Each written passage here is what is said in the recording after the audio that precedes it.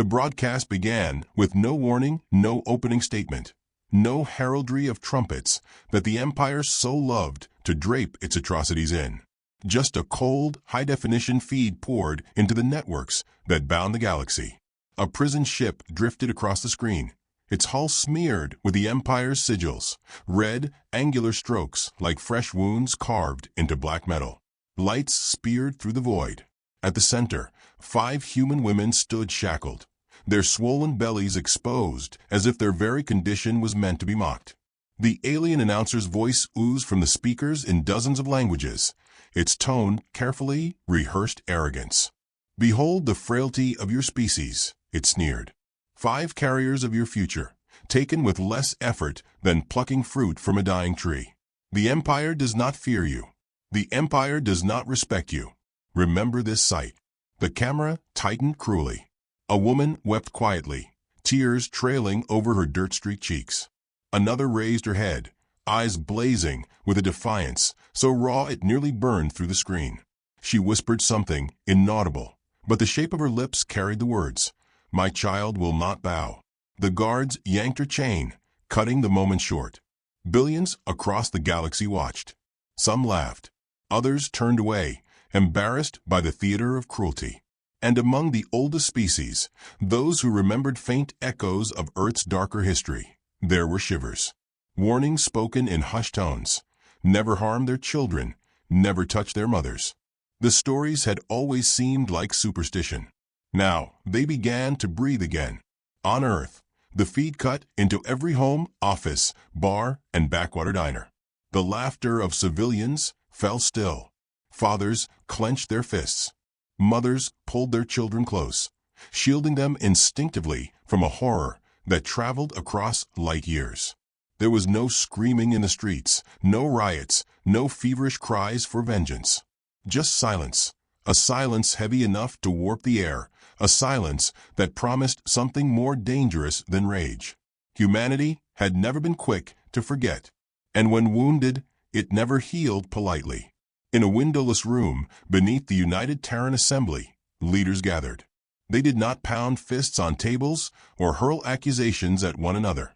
Instead, the room breathed in rhythm with a soft scrape of chairs and the clink of porcelain cups. Coffee steamed across the table, bitter and black. Files slid quietly from one hand to another, pages whispering of logistics, locations, kill chains. It felt less like a council of politicians than a family funeral. Restrained grief, cold efficiency, and the unspoken vow that someone would pay. A man at the far end of the table spoke first. His voice was soft, almost apologetic, as though he were ordering lunch rather than condemning worlds. "The Empire thinks us sentimental. They believe our attachment to mothers makes us weak." He stirred his coffee once, slowly, then set the spoon aside. "Let them learn what sentiment truly means." Another leaned back, eyes rimmed red from sleepless nights. "We send soldiers, they'll expect it. We send fleets, they'll laugh. We send," she hesitated, searching for the phrase. "Ghosts, perhaps. Then the lesson will be remembered." The silence thickened until someone whispered the words that seemed to frost the air. "Send the wick. Send the boogeyman." The files shifted again. 2 dossiers now lay open. One bore a simple photograph of a man with dark eyes, hair cut neat but plain, face unreadable as stone. His clothing was unremarkable, his posture modest, yet something about him radiated the gravity of a black hole, an inevitability that bent everything near. The page bore a single name, whispered like a superstition, Baba Yaga. The second file showed a woman. She leaned against a bar in the image, drink in hand, smiling as though she'd just heard the punchline of a joke no one else understood. Her beauty was sharp, not gentle, the kind that cut. There was laughter in her eyes, but it was laughter meant for funerals. The label below her photograph read simply, American Boogeyman. For a long moment, no one spoke. The 2 names hung in the air like loaded guns. Then the man at the far end poured himself more coffee and murmured, "Let's see if the Empire enjoys their theater when the audience fights back." Far above Earth, the human freighter Orpheus prepared for launch. Its exterior looked tired, paint worn, hull patched with mismatched steel, just another civilian vessel, the kind smugglers used to slip through patrols. But its cargo was no contraband. Its cargo was nightmare, carefully disguised in polite attire. Baba Yaga arrived first. He stepped aboard quietly, carrying a single black duffel bag. His gait was calm, unhurried, every step deliberate, as though he measured the ground beneath him before trusting it with his weight. The crew watched him with a nervous, kind reverence. No one greeted him. He required no greeting. He simply nodded once to the captain, who swallowed hard and returned it. Moments later, she came. The American Boogeyman swept aboard with the casual grace of someone entering a cocktail party. A tailored coat draped over her shoulders, boots clicking against the ramp. Her eyes scanned the ship not with suspicion, but with amusement, as if every rivet in the walls had just whispered a joke to her. She tossed her bag into a corner, leaned against the bulkhead, and smirked. "So," she said, her voice velvet laced with razors, "which of us gets to say boo first?" Baba Yaga didn't answer immediately. He adjusted the strap of his duffel, eyes focused on the horizon visible through the viewport. Stars wheeled slowly, indifferent to the lives scrambling beneath them. Finally, he spoke, his voice low and measured. "Try not to scare them too fast." She chuckled, the sound like ice cubes clinking in a glass. "But that's the fun part." The engines hummed to life. The Orpheus lifted gently from its berth, climbing through the blue sky into the ink of space. On the ground below, millions remained still, staring upward at the thin white streak carved across the heavens. No speeches, no parades, no grand announcements. Only a collective silence that felt like the drawing of a blade. Humanity had sent its message not with words, but with who it had chosen. Meanwhile, across the galaxy, the broadcast continued to replay. In smoky dens on desert moons, aliens laughed and clinked glasses at the sight of weeping human women. In crystalline palaces orbiting suns, nobles smirked at what they saw as humanity's weakness. But among soldiers, mercenaries, and smugglers, the laughter thinned. Rumors began to swirl like dust storms, whispers of assassins who moved like shadows, of humans who killed with pens, pencils, spoons. Stories dismissed, as myths suddenly felt like warnings written in blood. In one backwater bar on a station at the Empire's edge, an old reptilian mercenary watched the broadcast replay. He muttered to himself in a cracked voice, scales trembling. "Fools. They touched the womb. They think humans will weep. No. No, no." He downed his drink, eyes haunted. "They will come." On board the Orpheus, the two humans prepared in silence. Baba Yaga cleaned his weapons with the same reverence a priest might polish relics. Each movement was precise, ritualistic. His eyes betrayed no anger, no joy, only inevitability. The American Boogeyman, meanwhile, sharpened a blade while humming an old rock song off-key. She winked at a passing crew member who nearly tripped over his own boots. "Relax," she teased. "I'm only terrifying when I smile wider." The ship cut through the void, engines whispering. Behind them, Earth grew small, a blue jewel cradled in black. Ahead lay the prison ship, the Empire's laughter, and the 5 mothers whose unborn children had become pawns in a galactic game. The woman in the photograph, the one who had mouthed "My child will not bow," still sat in chains, her eyes unbroken. She could not know that 2 names, spoken like ghosts, now carried across the stars for her sake. She could not know that humanity had answered her silent vow with its own. The galaxy, for all its sprawling empires and ancient wisdom, did not yet understand what was coming. But whispers had begun, like the first tremors before an earthquake. 2 humans had boarded a freighter. 2 humans with reputations etched in dread. 2 humans whose legends had been built not on numbers, not on armies, but on inevitability. Somewhere, in a palace on the Empire's capital world, a high-ranking official poured himself wine and laughed at the absurdity of it all. 2 assassins, he scoffed, against the might of the Empire? It will be a comedy. Perhaps he was right. It would be a comedy, though not the kind he imagined. Not the kind with laughter that ends in applause, but the kind where the joke devours the teller, and the punchline is written in fire. The Orpheus slipped deeper into the void, its course locked.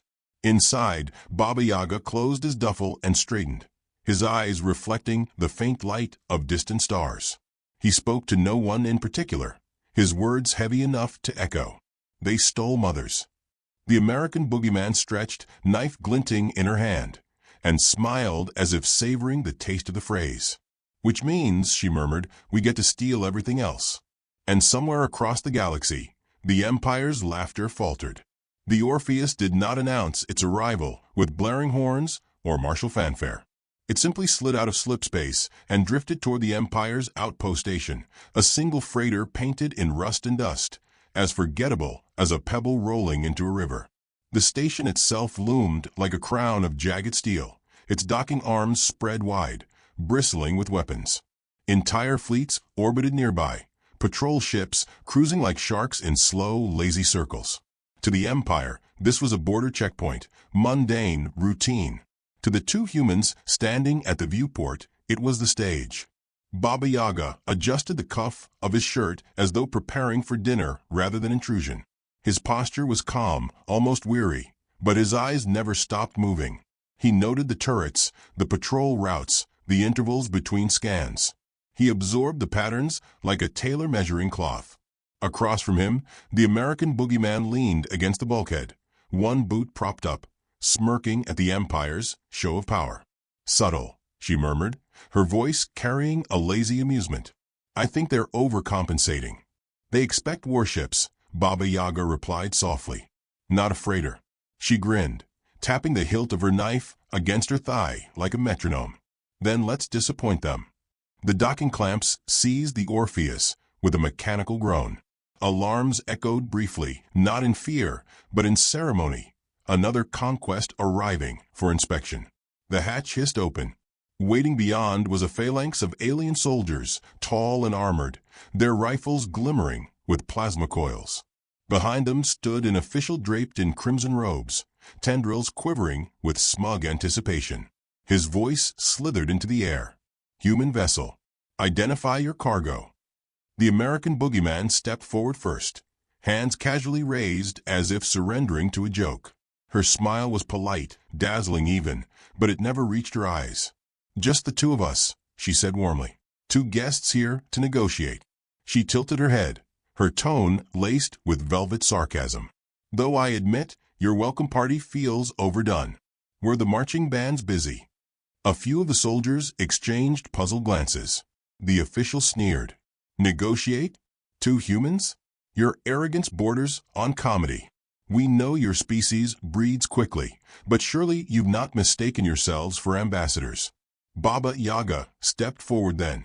He carried no visible weapons, only the duffel at his side, plain and unthreatening. His voice was quiet, almost courteous. We are here for the women. He let the words settle, each one steady as stone. Release them. The official barked out laughter, a harsh, metallic sound. You believe the Empire will yield prisoners to two vagabond mammals? Do you not see the fleets above you? Do you not? He stopped, because Baba Yaga's eyes had met his, and something ancient and animal in the official's spine recoiled. It was not fury in those eyes, nor pleading, nor even hatred. It was inevitability, the kind of certainty one felt when watching a storm roll over the horizon.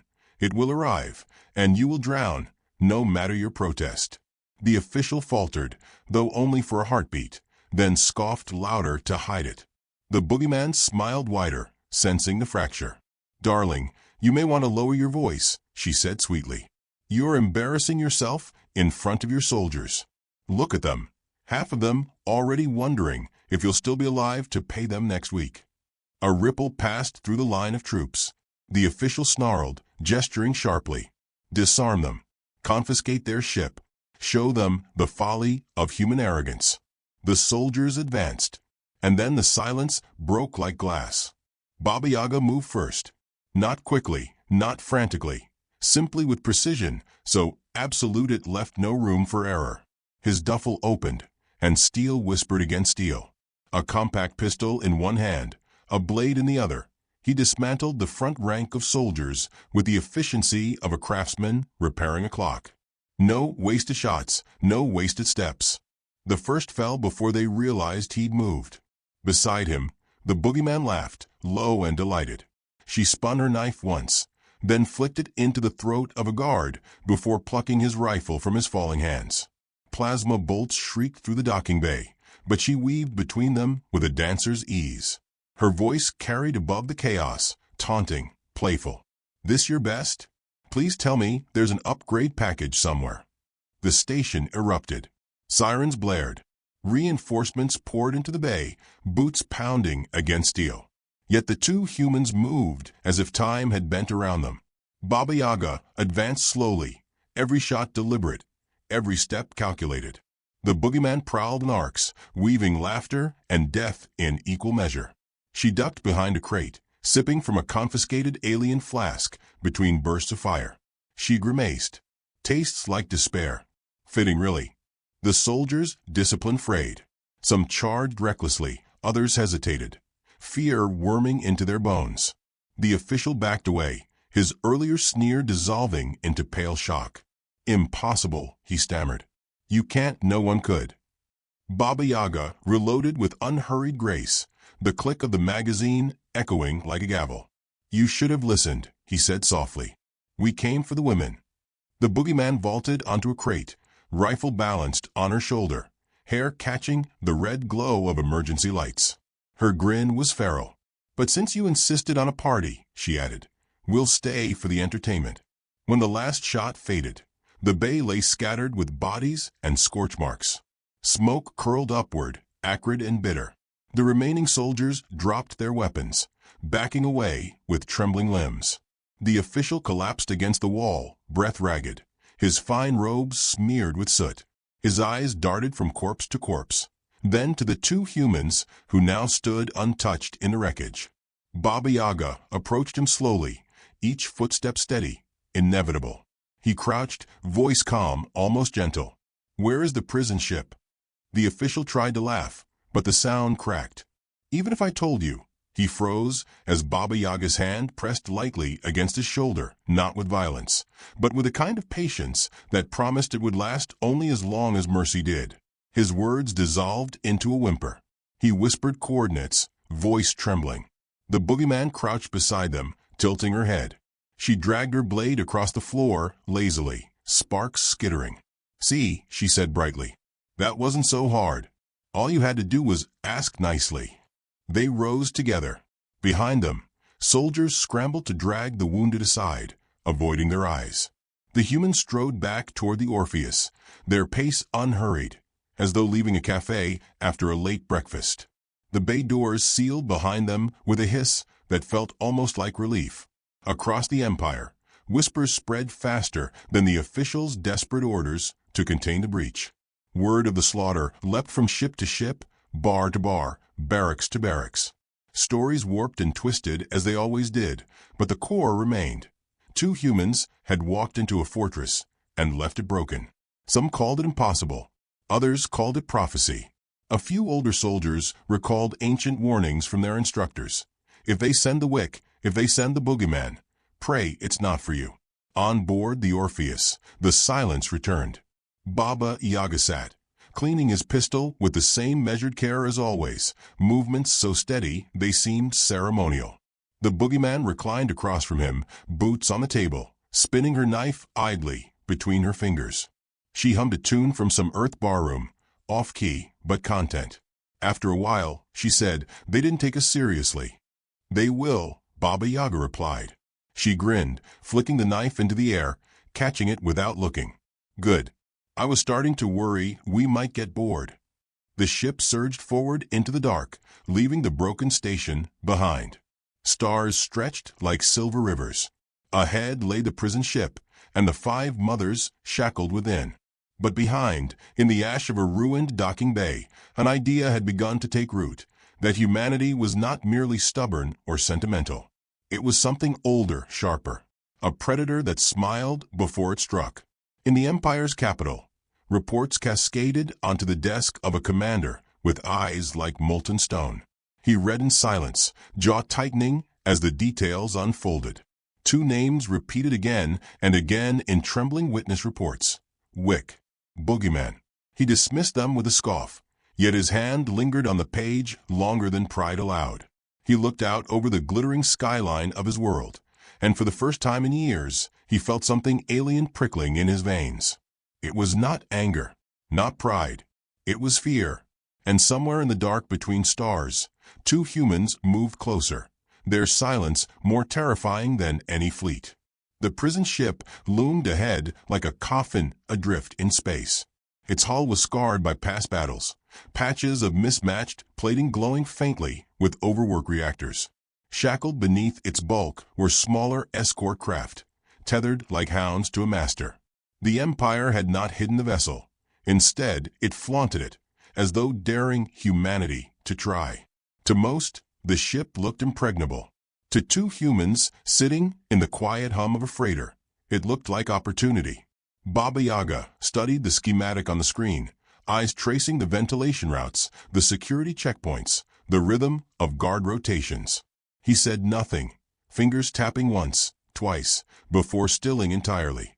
The American Boogeyman sprawled across the bench beside him, tossing a coin high into the air, catching it with a lazy flick. She watched his silence, then smirked. "You've got that look again. The one that makes people start writing wills." He didn't glance up. The Empire expects force. They expect rage. He shifted the display, zooming on a docking bay. They don't expect patience. She grinned, rolling onto her side to watch him work. "Patience bores me. But watching their jaws drop? That I'll endure." The Orpheus drifted closer, disguised in the clutter of merchant traffic and salvage rigs. To Imperial sensors, it was nothing but another speck of irrelevance. Inside, inevitability sharpened itself. When the last check cleared, Baba Yaga rose, fastening the strap of his duffel across his chest. The Boogeyman stood too, stretching languidly, knife twirling through her fingers like a dancer's ribbon. "Let's go hunting," she murmured. They boarded in silence. No alarms blared when their suits clamped onto the prison ship's outer hull.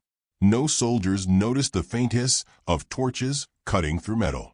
A panel shifted aside, and they slipped inside, shadows sliding into shadows.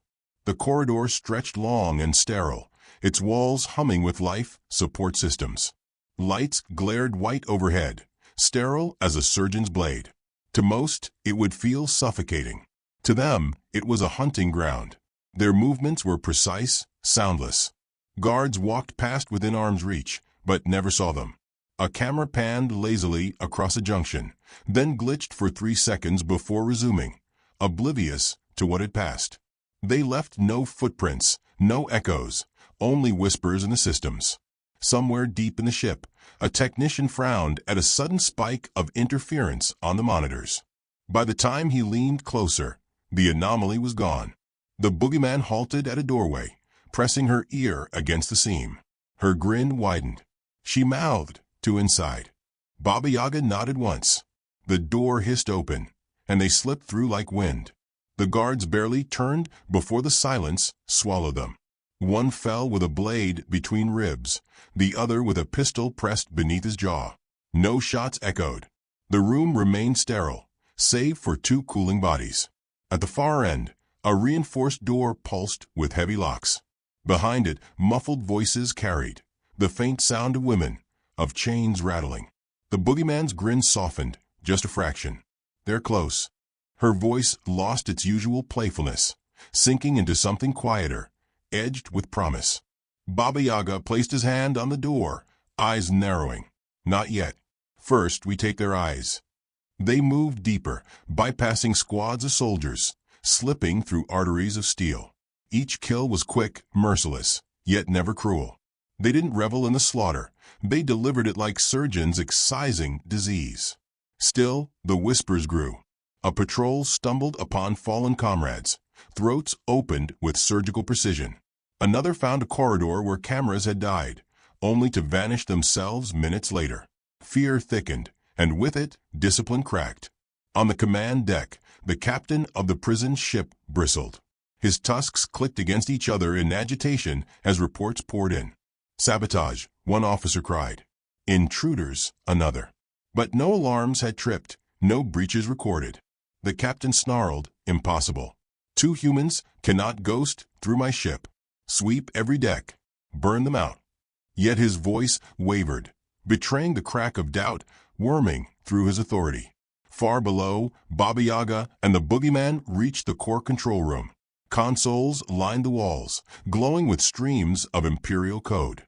A single officer hunched over them, unaware until a hand pressed gently against his mouth. He struggled once before the knife ended it.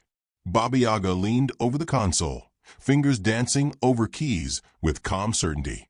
He wasn't merely disabling cameras, he was repurposing them, turning the Empire's own eyes against itself. On screens across the ship, soldiers suddenly saw their own images replayed, delayed by seconds, as though haunted by shadows. The Boogeyman perched on the console, watching him with a crooked smile. "You know, they tell stories about you. The pencil thing, the bar fight, the time you killed." He didn't look up. "Stories grow in the telling." "Sure," she said, twirling her blade idly. "But the funny part is, even the exaggerations scare them.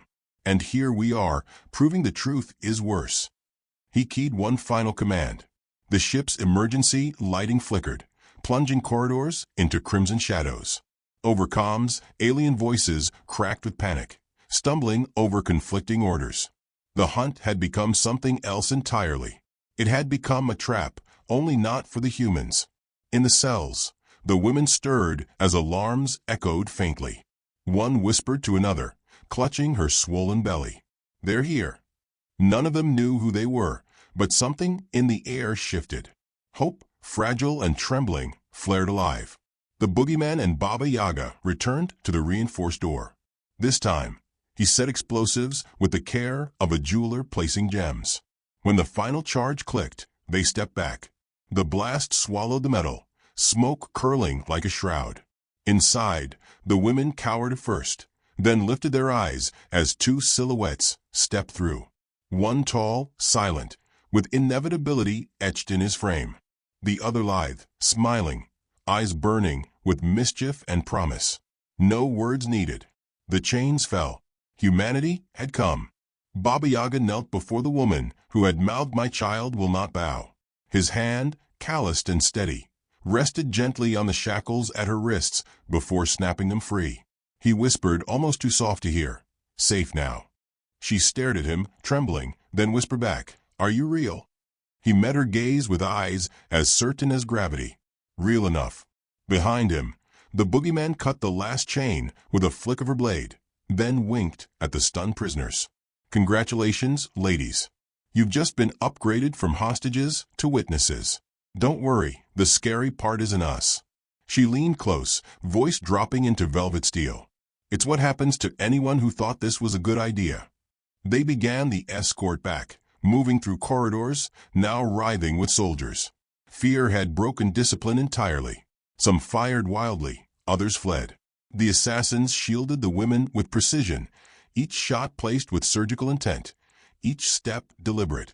Baba Yaga walked at the center, absorbing the chaos like a stone in a river, immovable. The Boogeyman darted along the edges, laughter carrying above gunfire, taunts dripping venom. "Is this the mighty Empire? I've seen bar fights in Kansas with more spine." They reached the docking bay, where the Orpheus awaited. Soldiers massed for a final stand, weapons raised. For a heartbeat, the women faltered, clutching their bellies, eyes wide. Then Baba Yaga stepped forward. He holstered his pistol, dropped his blade, and simply walked. The soldiers froze, fingers twitching on triggers, unable to fire. Something primal in their bones screamed against it. The Boogeyman smiled, spreading her arms as if to embrace them. "Go ahead," she purred. "Take the shot. You'll just make us angry." No one fired. Weapons lowered, one by one. The assassins and their charges passed through untouched, boarding the freighter. As the hatch sealed, the Boogeyman exhaled, laughing softly. They didn't even try. Poor darlings. They've started believing their own rumors. But Baba Yaga's eyes were fixed beyond, on the void outside. He spoke with quiet certainty. "It isn't over. The Empire wanted this. They've gathered their fleets here, waiting for us." She tilted her head, intrigued. "So we walked into their trap?" He looked at her then, and for the first time, the corner of his mouth twitched, a shadow of something like a smile. No, they walked into ours. The stars outside shifted as hidden beacons activated, signals pulsing across the void. From behind asteroid fields and gas clouds, from the dark edges of systems, ships began to stir. Not imperial, but human, silent fleets that had waited, cloaked in the dark, patient as hunters. Engines ignited, thrumming with restrained violence. Across the Empire's comms, confusion erupted as their massive armadas realized too late that their prey had not stumbled blindly. They had been herded. The Orpheus slid free of the prison ship, its course aligned with the gathering storm. The women huddled inside, still trembling, but some now clutching their chains not in fear, but as relics of survival. The Boogeyman leaned against the wall, eyes gleaming. "You've been busy," she teased. "How long's this little surprise been cooking?" Baba Yaga adjusted the strap of his duffel, gazed steady on the horizon where stars flared with the arrival of human fleets. "Long enough." His voice was calm, final. "They touched our mothers. Now they learn what that costs." The prison ship, once a symbol of Empire's arrogance, now drifted at the center of a tightening net. Engines failed, sabotage spreading like disease through its systems. The escorts panicked, thrusters sputtering, caught in webs of calculated disruption. The Empire's commanders shouted into their comms, but their words dissolved into static. And in the silence that followed, the galaxy realized the truth. The trap had never been for the humans. It had always been for the Empire. The void shuddered with light as fleets unfolded from shadow. Human ships emerged one by one, their silhouettes jagged, built less for elegance than for inevitability. Engines glowed, weapons hummed, and lines of fire spread across the darkness like constellations suddenly awakened. To the Empire's commanders, the sight was disorienting. Their prey had been a freighter. Now, from every angle, predators closed in. On the command deck of the nearest dreadnought, an alien admiral slammed his fist against the console. "Impossible," he spat. "Humans cannot muster such forces. They are fractured, weak, scattered." Yet his words faltered as the screens filled with evidence that denial could not erase. Dozens, then hundreds of ships aligned in perfect silence, every vector calculated, every angle chosen. Not chaos, not desperation. A plan executed with patience, so terrifying it felt like prophecy. The Orpheus floated to the edge, the 5 freed women sheltered within. Baba Yaga stood at the viewport, hands clasped behind his back, face unreadable as ever.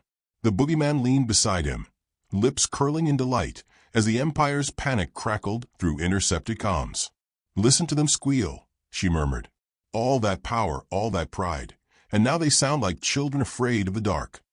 He did not answer immediately. His eyes remained fixed on the dreadnought, its hull bristling with weapons, its crew scrambling like ants in fire. When he finally spoke, his voice was low, steady. "Engines first. Let them drift. Let them see what comes." The order spread across human channels with calm precision. No war cries, no desperate shouts, just instructions delivered like a surgeon directing his team. The first volley struck not at weapons, but at engines. Great plumes of light burst from crippled drives, ships tumbling powerless into the void. Others tried to maneuver, only to find their guidance disrupted, their systems infected by human sabotage seeded weeks earlier. The Empire's fleets, proud and overwhelming, became carcasses floating in silence. The Boogeyman's laughter rang out, sharp and musical. She leaned against the glass, voice dripping venom. "Look at them squirm. They thought they could chain our mothers and laugh about it. Now their fleets will decorate our skies like ornaments." Alien officers screamed orders, demanding retaliation, but every attempt was smothered. Torpedoes detonated before launch. Targeting systems spun uselessly. Even when shots were fired, human ships shifted with uncanny timing, sliding through gaps as though they had choreographed the battle long before it began. Panic spread faster than fire.